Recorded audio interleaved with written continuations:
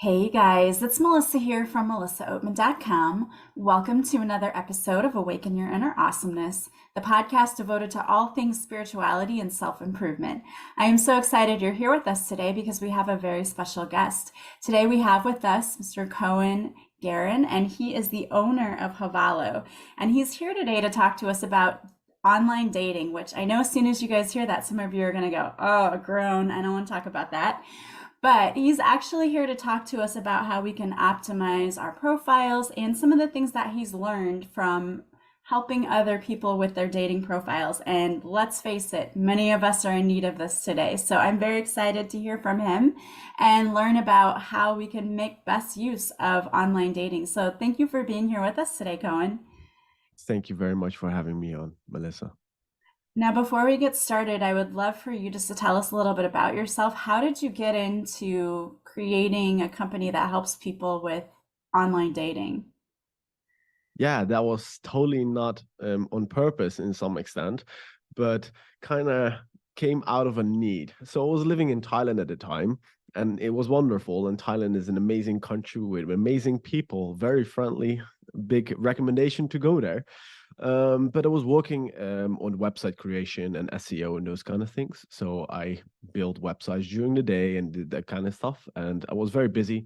So during my 60 to 80 hours, like I didn't have a lot of time to actually like go out partying or go out to meet people or go to different places. So I was kind of locked to like the dating apps. And then in my 5 minute breaks here and there, I would spend on the dating apps trying to like schedule dates and try to get in contact with people. And then I noticed that in those 5 minute breaks, it didn't really work out. And I was like, hey, this is a problem. And I wasn't used to this because I used to go to bars on a regular basis prior to that. So then I noticed, like, hey, if I'm running into this problem in Thailand, and it's like I was fairly popular in Thailand, so to say, then there must be a lot of other people who are also running into the problem that they want to meet somebody, that they like to meet somebody, but they're having a lot of hurdles. It can be either time or a bad profile or any of the other things, or not knowing what to say on dating apps. So that made me realize, like, hey, I think there's a certain need for this. And that's why I decided, okay, maybe one day I'll start a company in this.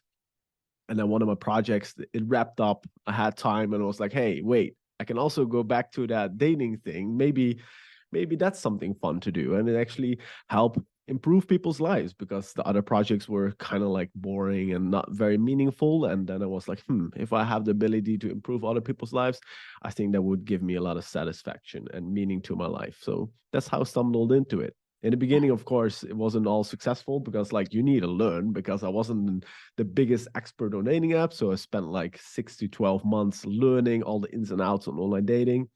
And from that point onwards, starting taking on clients. So, how exactly are you helping clients? What do you do to make sure that they're able to meet people? Because I know we've all been there. We do the online dating thing and we're like, really?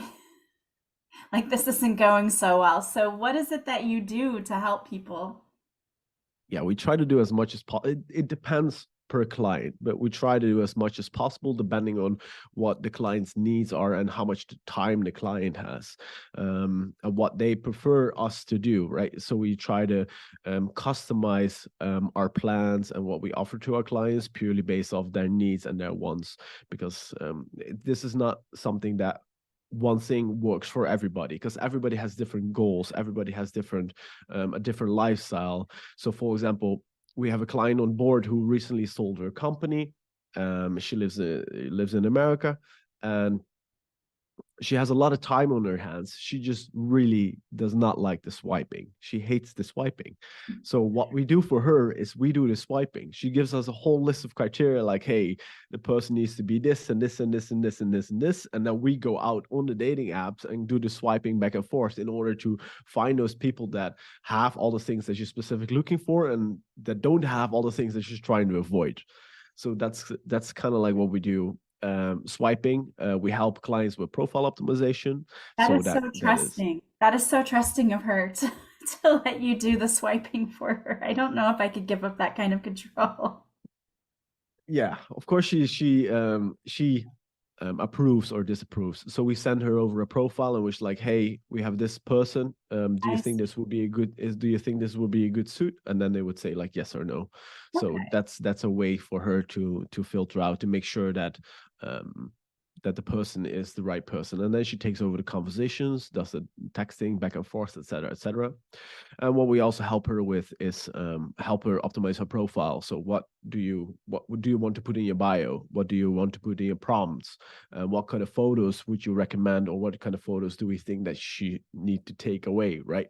Because you can have an amazing photo. So here's a quick tip for everybody. Your worst photo is your most important photo.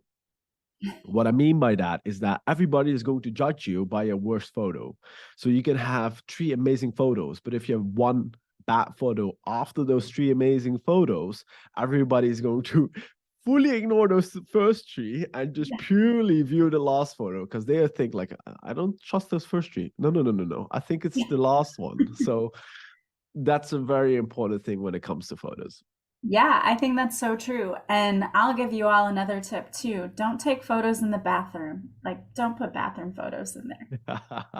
Definitely avoid the bathroom selfies and Yeah, other angles in the bathroom. yes, In general, definitely. what's also a good rule is have somebody else take the photos. We prefer to work with professionals, so professional photographers. But if you don't want to spend any money, the cheapest option is to just have your friends take photos. Nowadays, a lot of phones also have the capacity to make amazing photos. So then it comes down to having a little bit of a skill, but at the same time, taking enough photos. So a big hack of like getting good photos is take a lot of photos, because you will have different facial expressions, and there's a big variance between one facial expression and the other. So you kind of like want to like really nail the facial expression that you have, and the easiest way to do that is just make 100 or 500 photos in a similar pose, and then have it tweak it at, and then eventually you'll become photogenic. That's also goes for like photo models and models in general. Like, they don't always look flattering. So the photographer just makes sure that they take enough photos. So let's say you're a supermodel and you take 100 photos, 20 of them are going to be great, or 50 are going to be great. If you're a mediocre or normal model, you're going to have like 5 to 10. And if you're a normal person, it might be like 1 to 5, right? So that's kind of like the guideline. So if you just take enough photos, you will have some amazing and crazy good shots. Would you say, because I've heard men talk about this, but a lot of them do not like the filters either. And there are a lot of women who on their dating profiles will have like the Snapchat filters or the Instagram filters with like the bunny ears and all of that crazy. Yes. So would you say to avoid that also when you're taking your photos? Yes, in general, it's better to avoid crazy filters. Nowadays, the filters also get amazingly good, and then after filters, we have this thing called Photoshop and Facetune, and there's a lot of AI powered apps nowadays with what you can edit the photos. So try to keep it as neutral as possible, and try to keep it as close to reality as possible. So we also edit the photos for our clients, and kind of like what our goal is always is to make minimum improvements. So we try to make 5% improvements in different areas. So for example, for me, I would become like a little bit more muscular, right? Like I would just like, as if I just gained like 2-3 kilos of muscle mass, right? That's something that we do with photos. So you just try to polish things a little bit, but it should, if somebody sees the photo, they should know that it's you, and they should not know that the photo is edited. That's kind of the test that you should have. If your friends think, hey, this photo is edited, then you're probably went a little bit overboard with the editing, and you need to dial it down a little bit. Yeah, and I mean, you have to put yourself in the other person's shoes. If you're seeing this picture of somebody and then you meet them out somewhere, it gets to that stage and you don't recognize them because they look nothing like the photo that they sent. I mean, that's not exactly fair to them either. So, Yes, that's fully true. And then in the end, you're often wasting both times, because both parties are not going to be happy at that point. So it's better to try to stay away from it. I've even heard people say that they prefer to have worse photos on the dating apps because then people are pleasantly surprised when they see them in real life. I Now there never is thought some about truth. that, but that's a good point. Then you're like, oh wow, okay, they're even cuter Yeah, than I thought.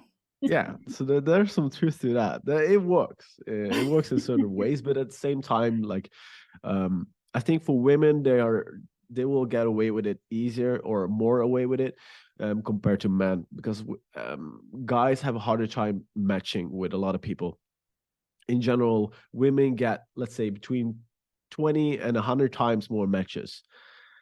20 to 100 times more. So if a guy gets 10 matches, the woman would get 20 to 1,000. So it's massive amount of number that of matches that women often would get.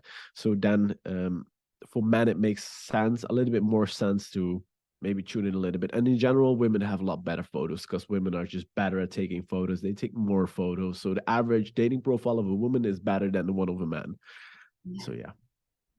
Well, I like the idea of you guys doing kind of the, if you want to call it grunt work or whatever, of going through the matching and letting them, you know, like, I guess you're whittling it down a little bit for them so it's not so overwhelming, because that, whenever I was on dating sites, that was the number one thing for me, was it was overwhelming. Like the volume of Yeah. messages that I would get, and trying to hold a conversation, and everyone asked the same 5 to 6 Everybody's, questions at the yes. very beginning. You're like, Hey, how I just are you? What are answered your this hobbies? question. Yes. Yes. It's like I answered this 50 times already. So that would be a big help to whittle down your pool of people that you're working with so that you don't have to have those same 5 to 6 questions all the time at first in the beginning.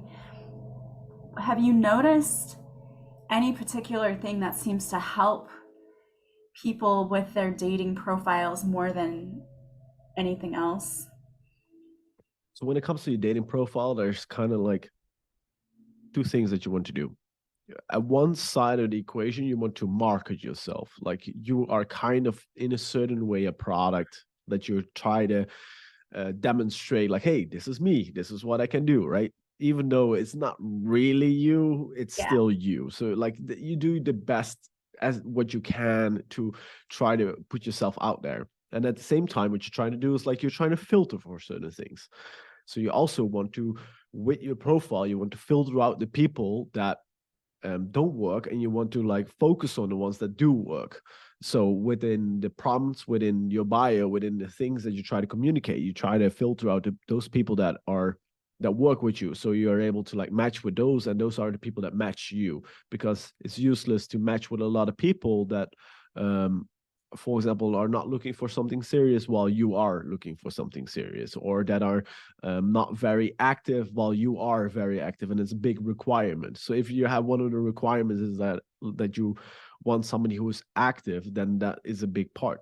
So you need to make sure that the criteria that you have, like the hard criteria, so that they really really need to have, that you cover those, because otherwise you're just, if it's a big deal breaker, if it's a big deal breaker that the other person doesn't want children, and you're, let's say, age 30 to 35, like that's something that you need to know as soon as possible, because like Mhm. you don't have time to go back and forth, start dating that person, and after a year find out like, oh, you don't want children. Well, I want to have children, and it's a deal break for me, or therefore this relationship is going to end.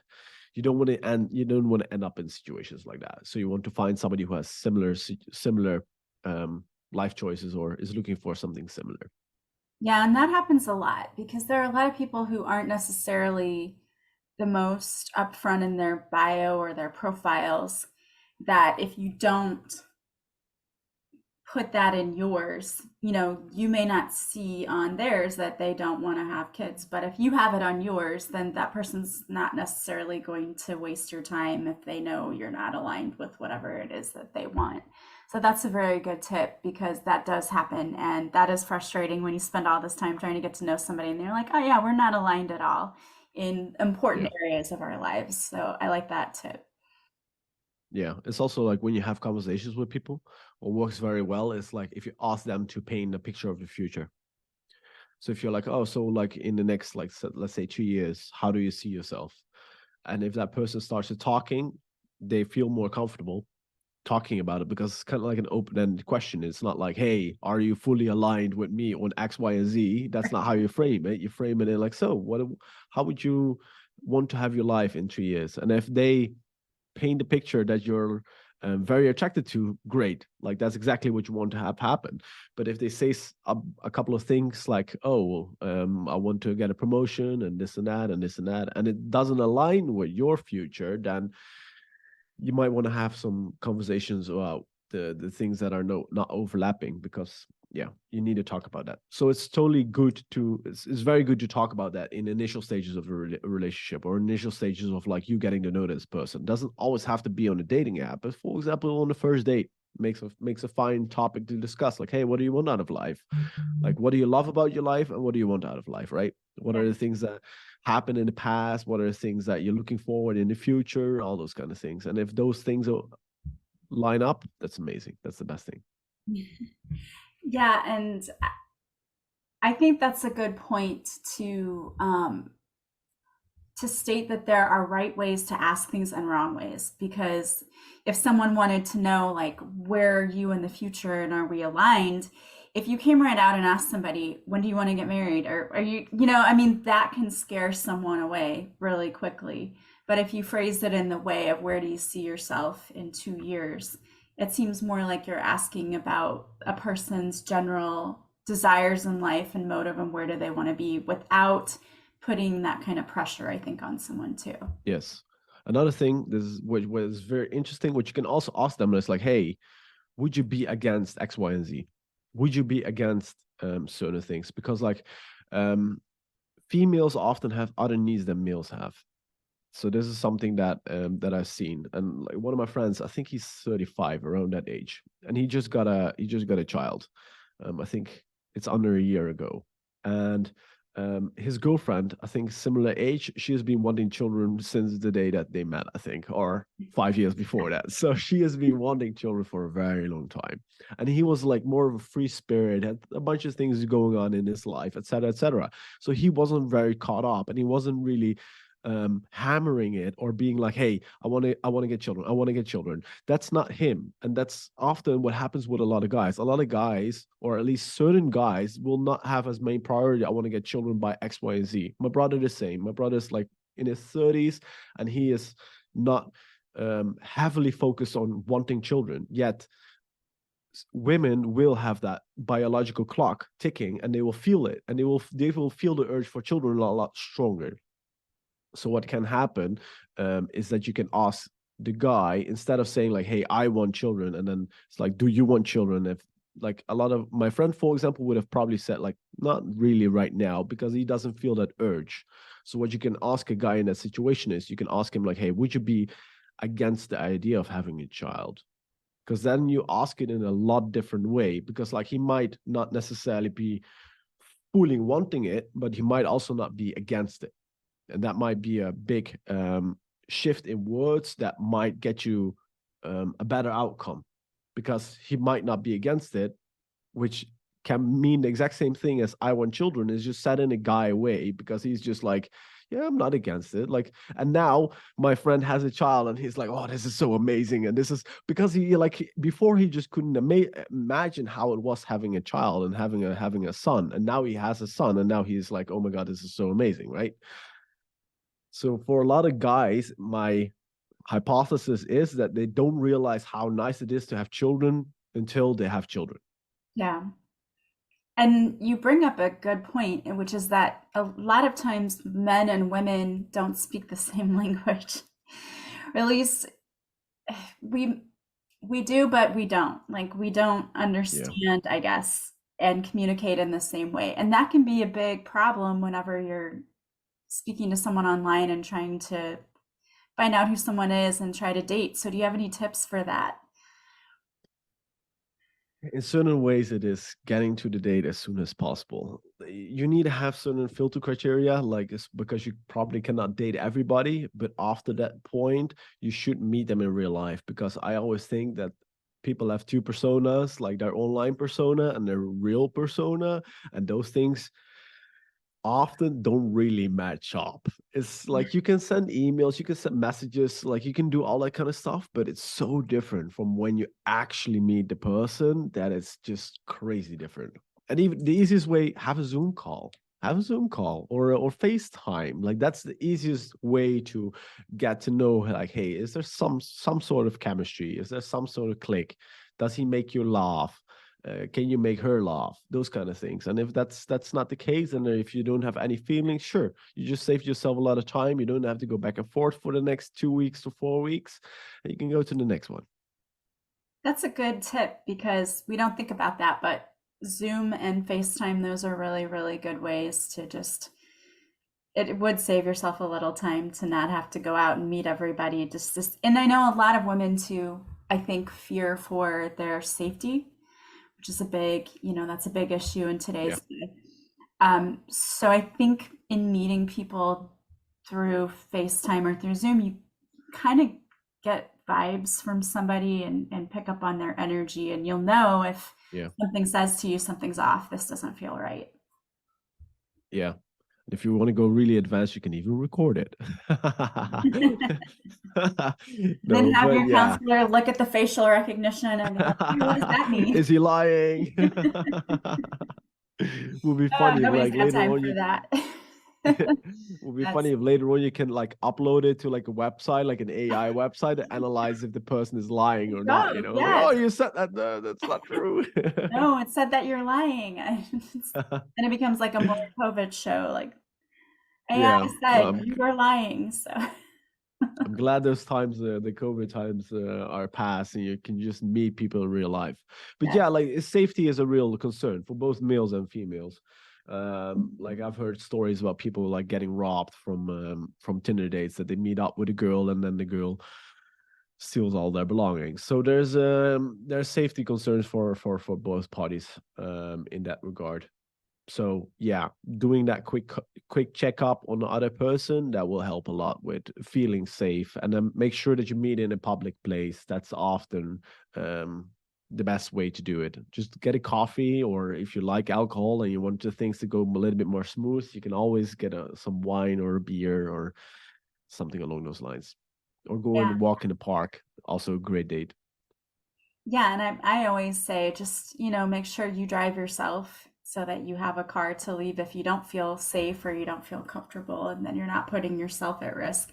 So on these same lines though, is there a particular dating app that you feel, in your own personal opinion, is maybe better than others, whether it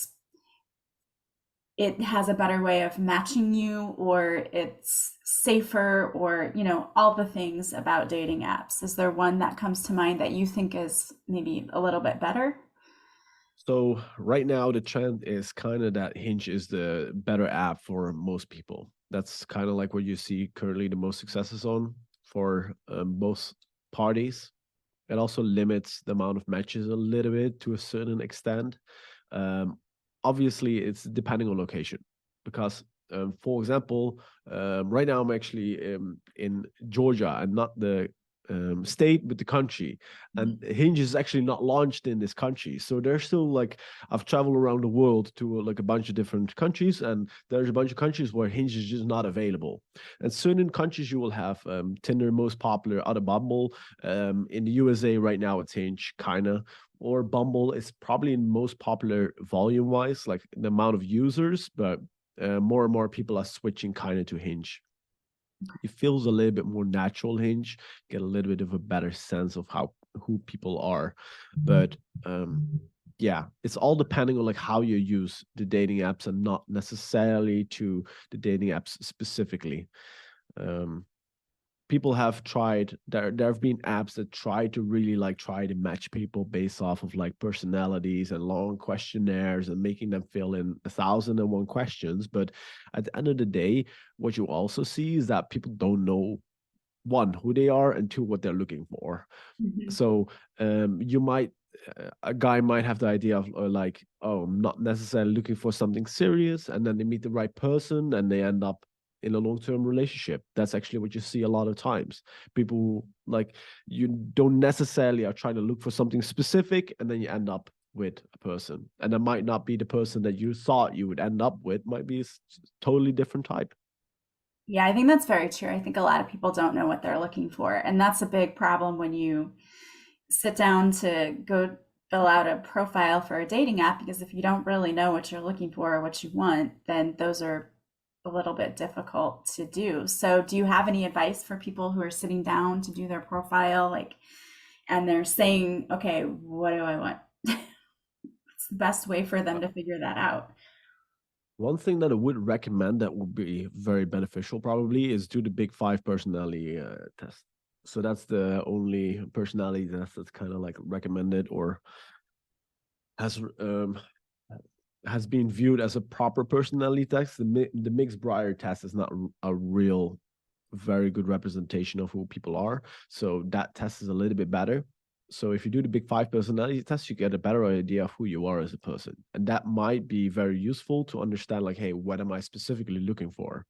And to give you an example, um, I'm somebody who's high in conscientiousness, just like a lot of other entrepreneurs, and you might be as well. Is that people who have high conscientiousness, they are often viewed as they want to do things because otherwise they don't feel good about themselves. So they will just do more things.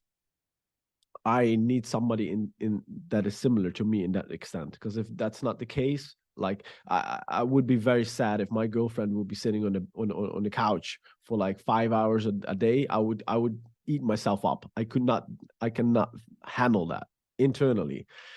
That's an example of conscientiousness. Then we have openness, which is an interesting one as well.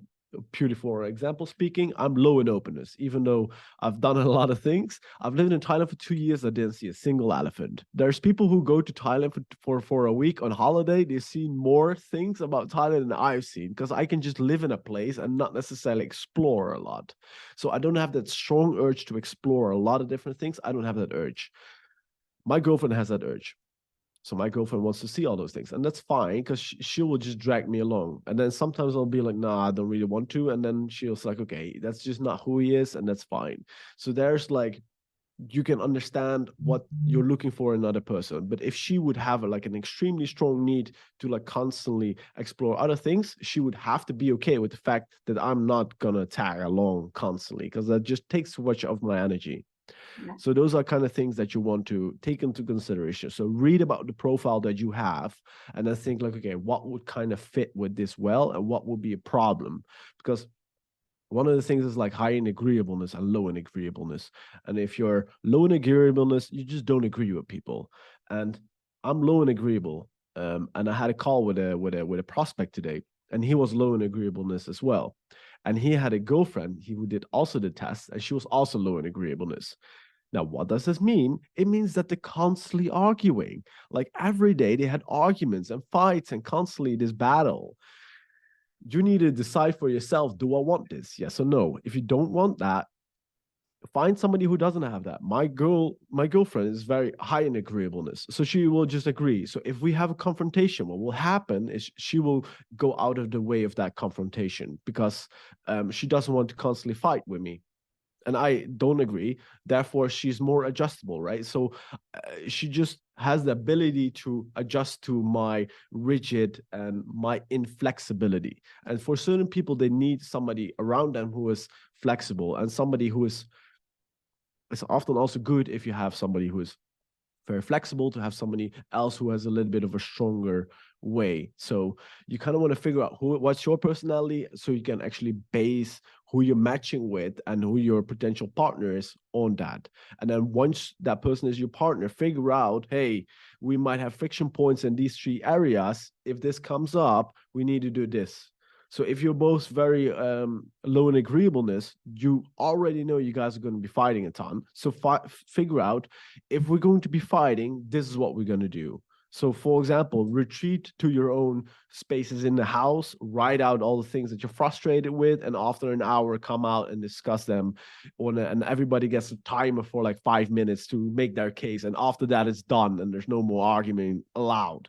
Make some rules, but at least know like, hey, these are the struggle points, and this is the way that we're able to deal with it. You sound like you're helping way beyond even just finding a date, but that's awesome advice.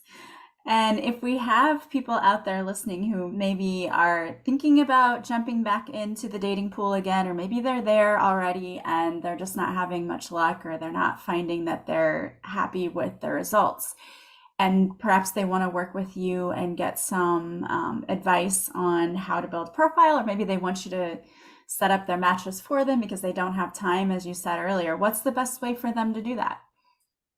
They can go to our websites. So our website is hovalo.com. That's Hovalo. And they can book a call. We can check what they're looking for and if we have a potentially able to help them out. Awesome. Well, I want to thank you so much for being here today, because all of the information that you shared, I think, is so beneficial to those out there listening. And I know from personal experience, being in the dating world and having to use apps, I mean, I'm not a youngin, so I didn't use the dating apps when I first started dating after high school and college. And so it was a whole new world for me when I had to jump back out in there again. And there's a learning curve to it. There's a definite learning curve. So just having people to give you advice and to show you the best way to use those apps, I think, is invaluable. So thank you for sharing with us today and for being here. Thank you very much. It was a pleasure. Yes. And I want to thank you guys for being here with us today as well. I'm going to have the link to his website in the show notes in case you want to go there and find more information or get some help with your own dating profile, because we all know we can all use help from time to time.